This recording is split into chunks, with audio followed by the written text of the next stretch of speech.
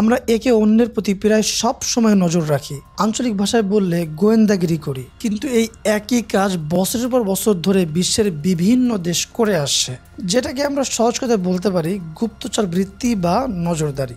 গুপ্তচর বৃত্তি যে কতটা ইম্পর্টেন্ট সেটা হয়তো রিসেন্টলি ইসরায়েল ইরানের সামরিক অফিসার এবং বিভিন্ন বিজ্ঞানীদের হত্যার জন্য যে হামলা চালিয়েছিল সেটা দেখে আন্দাজ করতে পারছেন। সেখানে দেখা গিয়েছে যে ইসরায়েল একদম পিন পয়েন্টে হামলা চালিয়ে এদেরকে হত্যা করেছে। কিন্তু ইসরায়েল তাদের এই অ্যাকুরেট অবস্থান কিভাবে জানলো, যেখানে ইরানের একদম চিরশত্রু এবং সবচেয়ে বড় শত্রু বলতে গেলে ইসরায়েল। আন্তর্জাতিক রাজনীতিতে গুপ্তচর বৃত্তি বা নজরদারি কমন একটা বিষয়, বলতে পারেন এটা একটা রাজনীতির অংশ। এটি আন্তর্জাতিক রাজনীতিতে কেন এত গুরুত্বপূর্ণ এবং কেন একটি দেশ অন্য দেশের গোপনীয়তা বা কর্মকাণ্ড পর্যবেক্ষণ করতে চায়, ভিডিওটি শেষ পর্যন্ত দেখলে আপনি আপনার সব প্রশ্নের উত্তর পেয়ে যাবেন। এই বিষয়ে গভীরে প্রবেশ করার আগে আমাদের গুপ্তচর সম্পর্কে ভালোভাবে জানতে হবে। স্পাই অথবা গুপ্তচর এমন ধরনের মানুষ যারা বিশেষ কোনো মিশন বা কাজে নিয়োজিত থাকে, যেমন কোনো গোপন তথ্য চুরি অথবা সংরক্ষণ, বিশেষ কারো উপর নজর রাখা, কাউকে ব্ল্যাকমেইল করে কোনো কিছু করতে বাধ্য করা ইত্যাদি। একটা সময় শুধুমাত্র গোয়েন্দা সংস্থাতে স্পাইদের বিচরণ ছিল, কিন্তু বর্তমানে সরকারি সেক্টর থেকে শুরু করে প্রাইভেট সেক্টরেও স্পাইদের ব্যবহার করা হয়। ব্যক্তি স্বার্থে হোক কিংবা দেশের স্বার্থে, বৈধভাবে হোক কিংবা অবৈধভাবে, প্রায় সব ক্ষেত্রেই গুপ্তচর বৃত্তিকে কাজে লাগানো হয়, বিশেষ করে আন্তর্জাতিক রাজনীতির ক্ষেত্রে। কারণ আপনার যদি ভালো গোয়েন্দা সংস্থা না থাকে, আপনার গুপ্তচর বৃত্তি যদি অ্যাডভান্স লেভেলের না হয়, তাহলে কিন্তু আপনি আপনার যে পজিশন বিশ্বে সেটা খুব একটা ভালো করতে পারবেন না। ইসরায়েলের মোসাদের কথা আপনারা হয়তো জানেন যে তাদের এই গোয়েন্দা সংস্থার কারণে ইসরায়েল ছোট্ট একটা দেশ হয়েও বর্তমানে পৃথিবীতে এমনভাবে কেমন যেন যুক্তরাষ্ট্রের পরে ওর অবস্থান। বিশ্বজুড়ে গুপ্তচর বৃত্তির ব্যবহার আবারও বাড়ছে, কারণ দেশগুলো একে অপরের গোপন তথ্য সংগ্রহের চেষ্টা করছে। ব্রিটেন কর্তৃপক্ষ বেজিংয়ের পক্ষে অফিসিয়াল সিক্রেটস অ্যাক্ট লঙ্ঘনের অভিযোগে 2 ব্যক্তিকে অভিযুক্ত করার পর চীন যুক্তরাজ্যের বিরুদ্ধে গুপ্তচর নিয়োগের অভিযোগ তোলে। আসলে চীন ও আমেরিকা একে অন্যের প্রতি অনেক দিন ধরেই নজর রাখছে। হোমল্যান্ড সিকিউরিটি সংক্রান্ত হাউস কমিটি দ্বারা পরিচালিত একটি হুমকি স্ন্যাপশট অনুযায়ী গত 4 বছরে যুক্তরাষ্ট্রের বিরুদ্ধে চীনা গুপ্তচর বৃত্তির হুমকি উল্লেখযোগ্যভাবে বৃদ্ধি পেয়েছে। প্রথমবারের মতো দ্য ডেইলি ওয়ারের সাথে শেয়ার করা এই প্রতিবেদনে চীনের সহায়তায় পরিচালিত 60টিরও বেশি ঘটনার নথিভুক্ত তথ্য রয়েছে, যেখানে সামরিক গোপন তথ্য চুরি, বাণিজ্যিক সংক্রান্ত তথ্য হাতিয়ে নেওয়া এবং আন্তর্দেশীয় দমনে অভিযোগের মতো কার্যক্রম অন্তর্ভুক্ত রয়েছে। এই হুমকি স্ন্যাপশট অনুযায়ী 2021 থেকে ফেব্রুয়ারি 2025 পর্যন্ত 20টি রাজ্য জুড়ে চীনা কমিউনিস্ট পার্টি 60টিরও বেশি ঘটনা নথিভুক্ত করেছে। এছাড়া মার্কিন যুক্তরাষ্ট্রের সমস্ত বাণিজ্যিক তথ্য চুরির মামলার প্রায় 60% চীনের সাথে সম্পর্কিত। 2024 সালের ডিসেম্বর মাসে এবিসি নিউজে একটা প্রতিবেদন প্রকাশিত হয়। সেই প্রতিবেদন অনুযায়ী মার্কিন কর্মকর্তারা সন্দেহ করেছেন যে সম্প্রতি আবিষ্কৃত একটি চীনা হ্যাকিং গ্রুপ গুপ্তচর বৃত্তির অভিযানে শত শত হাজার মার্কিন মোবাইল ফোন ব্যবহারকারী তথ্য সংগ্রহ করেছে। সম্ভবত 1 মিলিয়নেরও বেশি গ্রাহকের তথ্য চুরি হয়েছে। কিন্তু প্রশ্ন হচ্ছে, কেন স্পাই বা গুপ্তচরদের কাজে লাগানো হয় আর কোথা থেকে এর প্রচলন শুরু হয়েছে? সাধারণ মানুষের কাছে স্পাই বা এজেন্ট সম্পর্কে ধারণা তৈরি হয়েছে মূলত গোয়েন্দা বই অথবা স্পাই ফিকশন থেকে। ব্রিটিশ লেখক ইয়ান ফ্লেমিং এর সৃষ্টি জেমস বন্ড ছিলেন British secret intelligence service MI6 এর একজন গোয়েন্দা কর্মকর্তা, যিনি বিভিন্ন ছদ্মবেশে কাজ করতেন। এই চরিত্রটাও বেশ জনপ্রিয়তা অর্জন করেছে। স্পাই হিসেবে ইতিপূর্বে অনেকের নাম আলোচনায় এসেছে।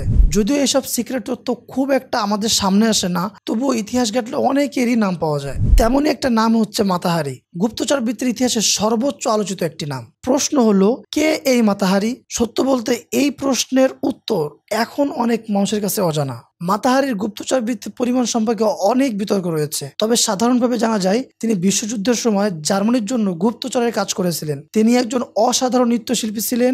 সময়ের সাথে সাথে তিনি ইউরোপের বিভিন্ন পুরুষের সাথে বিশেষ সামরিক কর্মকর্তাদের সাথে সম্পর্ক স্থাপন করেছিলেন, আর এভাবেই তিনি গোপন তথ্য সংরক্ষণ করতেন। কারণ বোঝেন যে আসলে এই ধরনের সামরিক কার্যক্রম থেকে বিভিন্ন তথ্য আনতে গেলে কোন কোন কাজ করতে হয়। কিছু সোর্স থেকে জানা যায় তিনি একটি ফরাসি গুপ্তচর হিসেবে কাজ করতে রাজি হয়েছিলেন, তবে জার্মানির সাথে তার সম্পর্ক ফরাসি গোয়েন্দা সংস্থার সাথে সে জানিয়েছিল না। সময় গড়ানোর সাথে সাথে ফরাসিরা তাকে গ্রেফতার করেছিল, কারণ তারা সন্দেহ করেছিল যে তিনি দ্বৈত গুপ্তচর বৃত্তি করেছিলেন। শুধু তাই নয়, 50,000-এরও বেশি ফরাসি সেনার মৃত্যুর জন্য তাকে দোষারোপ করা হয়েছিল, কিন্তু তার বিরুদ্ধে বিশেষ কোনো প্রমাণ পাওয়া যায়নি। কোনো প্রমাণ ছাড়াই শুধুমাত্র সন্দেহের বশে তাকে মৃত্যুদণ্ড দেওয়া হয়েছিল। তার গুপ্তচর বৃত্তির ঘটনা এখনো বিতর্কিত এবং অমীমাংসিত। এছাড়াও কোল্ড ওয়ারেও গুপ্তচর বা স্পাইদের ব্যবহার করা হতো। গুপ্তচর বৃত্তির মূল উদ্দেশ্য ছিল শত্রুপক্ষের থেকে তথ্য ও গোয়েন্দা তথ্য সংগ্রহ করা, বিশেষ করে সামরিক ও প্রযুক্তিগত গোপনীয়তা জানা। এই তথ্য সংগ্রহ করা হতো বিভিন্ন উৎস থেকে, যেমন অর্থের বিনিময়ে তথ্যদাতা, দ্বৈত এজেন্ট, চুরি করা নথিপত্র, আটকানো পদ্ধতি, ব্যাগ বা অন্যান্য নজরদারি পদ্ধতি। এজেন্টরা শুধু তথ্য সংগ্রহ করতো না, তারা বিশৃঙ্খলা সৃষ্টির কাজে অংশ নিত, যেমন বিদেশি মিলিশিয়াদের সহায়তা করা, অভ্যুত্থান ঘটানো, নাশকতা করা এবং ব্যক্তিদের অপহরণ বা হত্যা করা। আসলে বড় বড় কোল্ড ওয়ারের শক্তিগুলো কোনো বড় সরকারি এজেন্সি দ্বারা নিয়ন্ত্রণ করা হতো। যুক্তরাষ্ট্রের দায়িত্ব ছিল সেন্ট্রাল ইন্টেলিজেন্স এজেন্সি সিআইএর উপর। এই নাম সম্পর্কে কিন্তু আপনারা অনেকেই জানেন।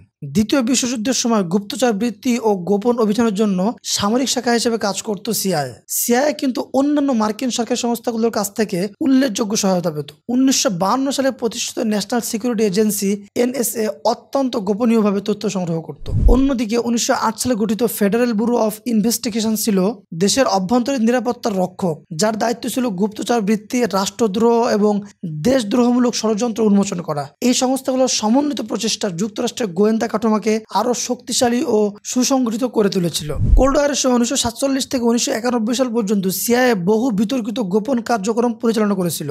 এর মধ্যে ছিল ইরান ও ভিয়েতনামে অভ্যুত্থান পরিচালনা করা, কঙ্গো ও ডোমিনিকার প্রজাতন্ত্র, চিলি ও কিউবায় রাজনৈতিক হত্যার চেষ্টা বা সফলতা অন্তর্ভুক্ত। কিন্তু আপনি কি জানেন যে কিভাবে এই গুপ্তচর বৃত্তি কাজ করে?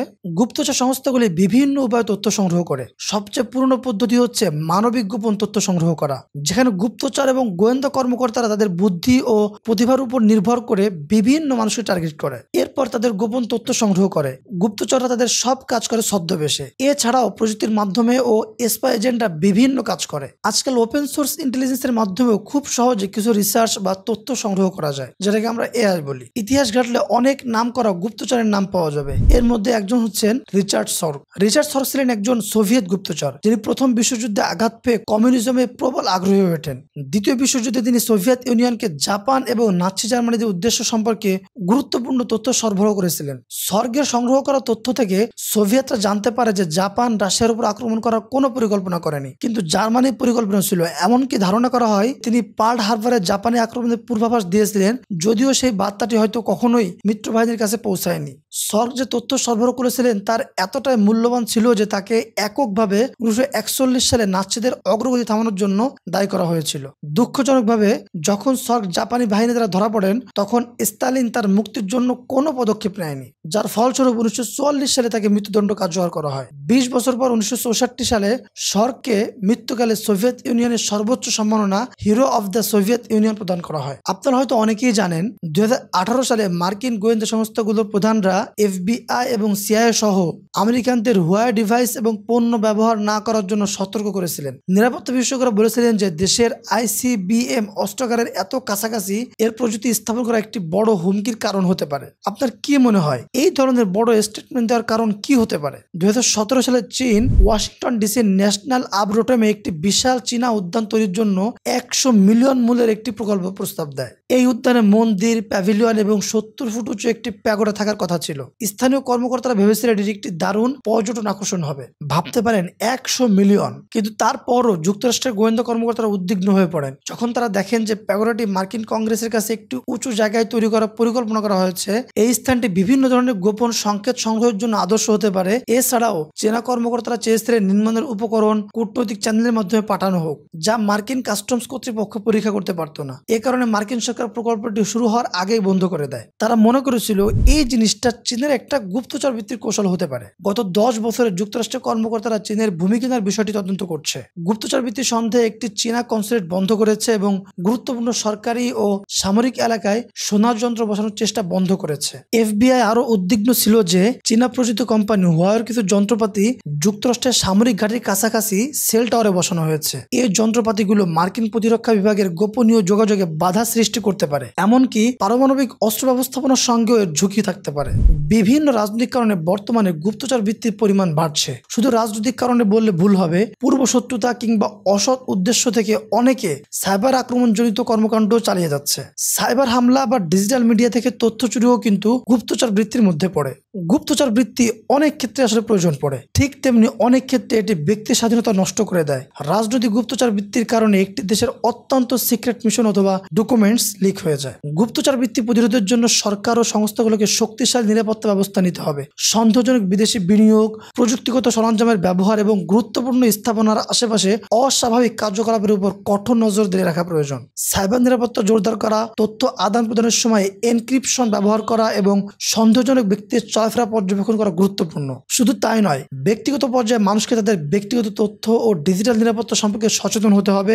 সন্দেহজনক লিঙ্ক বা ইমেল খোলার ক্ষেত্রে সতর্ক থাকা, সামাজিক যোগাযোগের মাধ্যমে সংবেদনশীল তথ্য শেয়ার না করা এবং অজানা ব্যক্তির সঙ্গে গোপন তথ্য আদান প্রদান না করাই সুরক্ষার ভালো উপায়। এছাড়া কর্মস্থল বা আশেপাশে যদি সন্দেহজনক কার্যকলাপ বা অস্বাভাবিক কোনো ঘটনা দেখা যায় তাহলে তার সংশ্লিষ্ট কর্তৃপক্ষকে জানানো উচিত। জনসচেতনতার বৃদ্ধি এবং নিয়মিত নিরাপত্তা প্রশিক্ষণের মাধ্যমে মানুষকে আরও সতর্ক ও প্রতিরোধমূলক ব্যবস্থা নিতে উৎসাহিত করা যেতে পারে। সচেতনতা এবং প্রযুক্তির জ্ঞান বৃদ্ধির মাধ্যমে কিছুটা হলেও গুপ্তচর বৃত্তি প্রতিরোধ করা সম্ভব। আজকের ভিডিওটা যদি আপনাদের ভালো লেগে থাকে তাহলে প্লিজ চ্যানেলটা সাবস্ক্রাইব করে দিবেন। আমার চ্যানেলটা ঘুরে আসতে পারেন, আমি অনেক কোয়ালিটিফুল কন্টেন্ট ইতিমধ্যে আপলোড দিয়েছি, আপনাদের ভালো লাগবে।